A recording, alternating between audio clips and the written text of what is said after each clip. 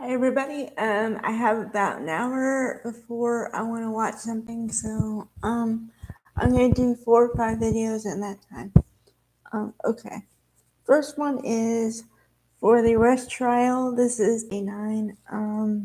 I thought that they would be done by today. Hopefully they'll be done by tomorrow because the state already arrested, which means they're not going to call any more witnesses. So now we're just talking about defense witnesses. However, they called at least 3 witnesses that I'm aware of. The reason why, and I don't like this because I'm trying to give you up to the date information, and sometimes I'm a little off because I wasted 2 to 3 hours today waiting for the court to come back or be on. They're supposed to start between 10 a.m. and 11 a.m. Monday through Friday, right? Well, today they started an hour later than usual. And when they came back from lunch, they usually give them 45 minutes. Today was over an hour and a half. So there's 2.5 hours where nothing was happening. Okay. So they had two guys on there from OSHA, and OSHA is basically just workplace safety.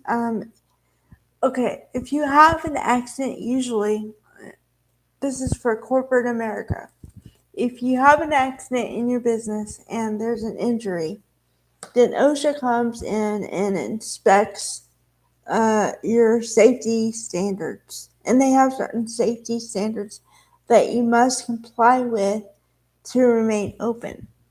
Um, and so they're trying to put the witness from that on to say it wasn't Hannah's fault, it was the management team for Rush Productions' fault.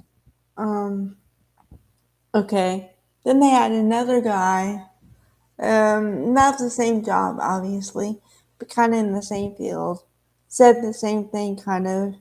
Only thing is, the reason why I really don't believe them is because the prosecutor came across this and said, "You're being paid by the defense, right?" They both said yes. You know what that means, okay? They can be paid to say anything. So you're not guaranteed to get the truth out of them. And that's the whole point of a court case, to get to the truth. Okay. And then there was another witness, I do believe, but he didn't really say anything either.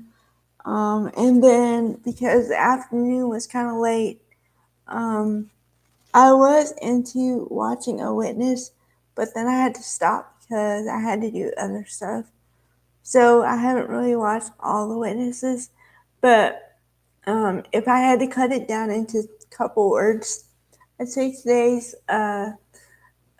testimony and everything was lackluster because you thought it was going to be very much fireworks and, you know, some things uncovered, and that's not how it went. Um, I will talk about the way people are dressed for a quick minute here. Okay. Now, I try to watch everything, like I said, because I evaluate everything when I'm talking about this.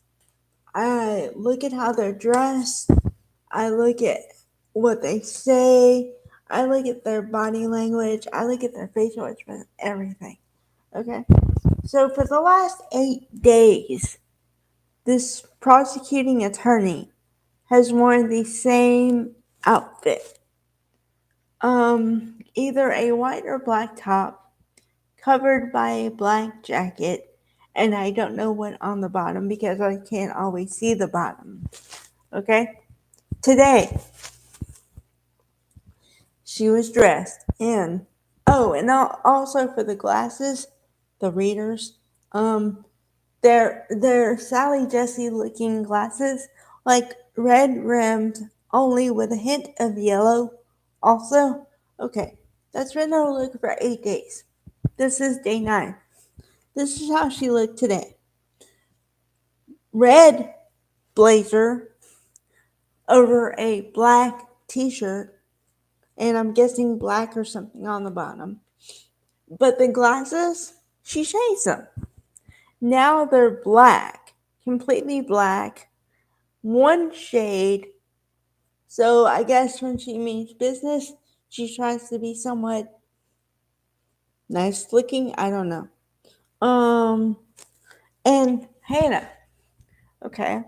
Apparently somebody told her after day 1 to fix her wardrobe and look like she might be a grown up. Because let's go back here. Hannah was dressed in a sweatshirt one of the days. One of the days she looked like she had chopsticks in her hair. And then they did the perm and with the ringlets.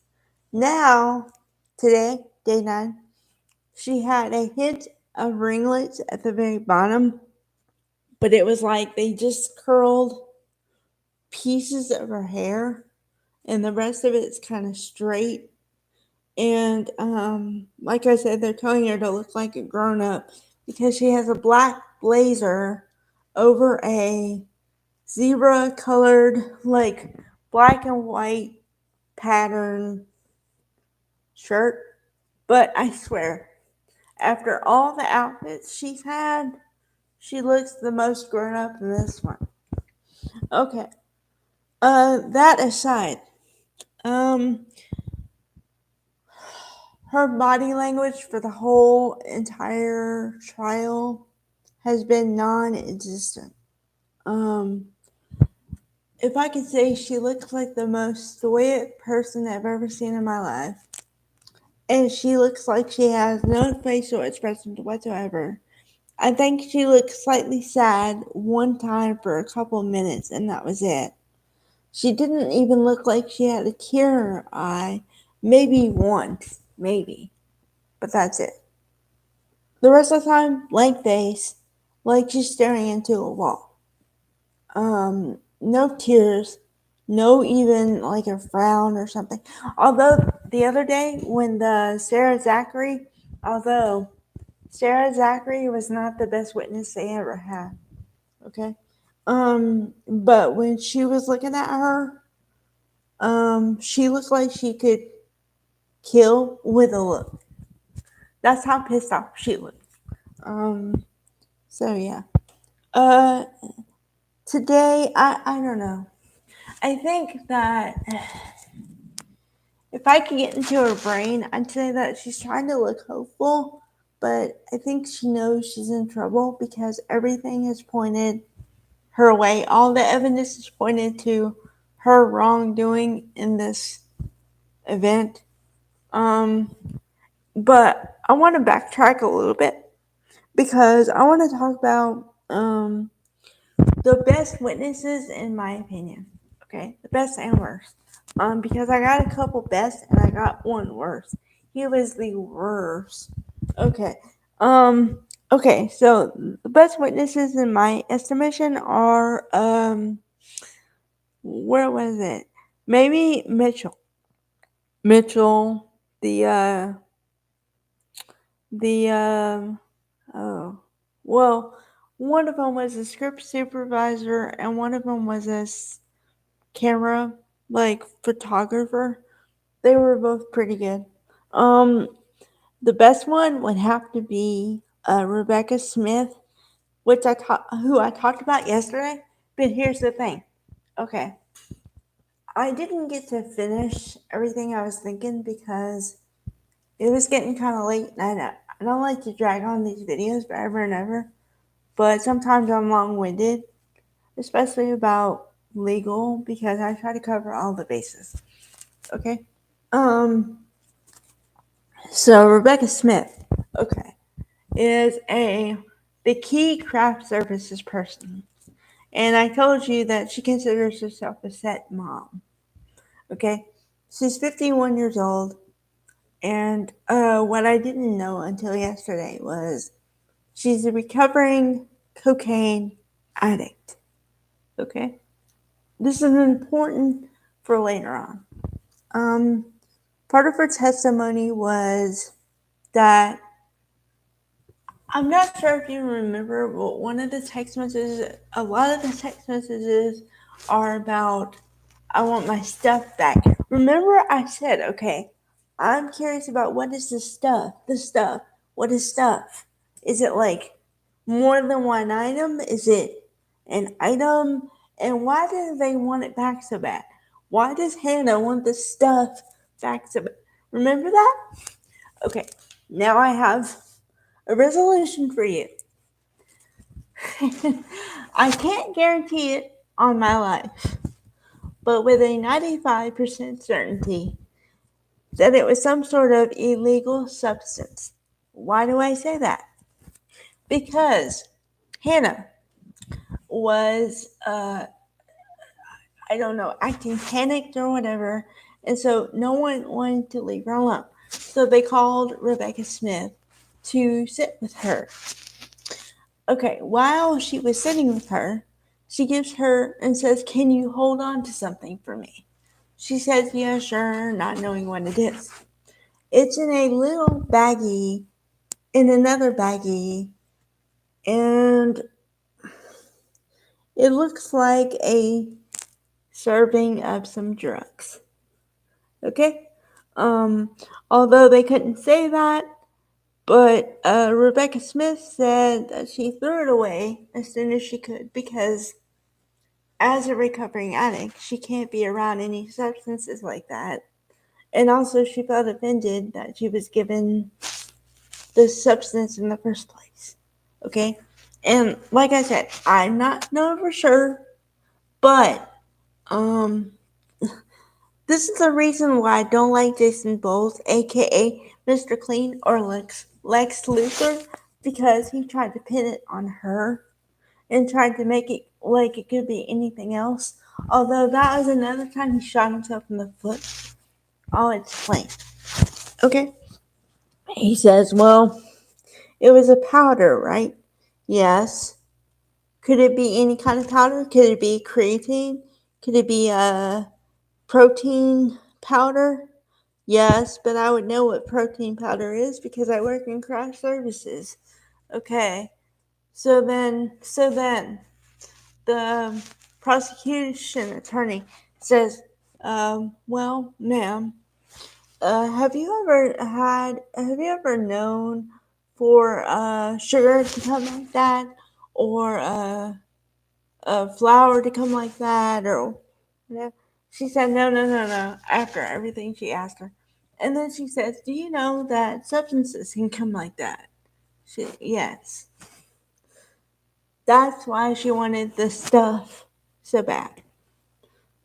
Make your own conclusion. If you don't believe me, go back, courttv.com or Court TV on YouTube, day 9. Make your own conclusion. That was the best witness because she put the defense attorney in his place, number one. And he shot himself in the foot, like I said, with the comment, because he said, now this is what he said, okay? I'm not even paraphrasing. I'm saying verbatim. He said it could have been meth, right? He said that. Promise, swear to God, swear on someone's life. He said that.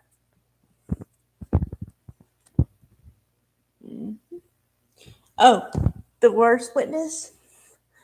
Seth Kinney. Oh my God. I can't tell you how many times I was sitting here looking at the screen saying, get to the point. What is the point? You're making no sense. He was the worst witness. And also, it wasn't even his words, it's his appearance. Okay. To give you a picture of what he looks like, if you're only listening to me. Okay. He's the kind of guy at a bar that you would warn a young girl to stay away from. Cause he just looks like that kind of sleazy guy. That's him. Yeah. Plus his words, his answers made no sense. Made no sense whatsoever. He was basically CYA big time. So yeah. But let me just tell you, if I saw him on the street, I still wouldn't like him. Yeah. So. All right. Bye, guys.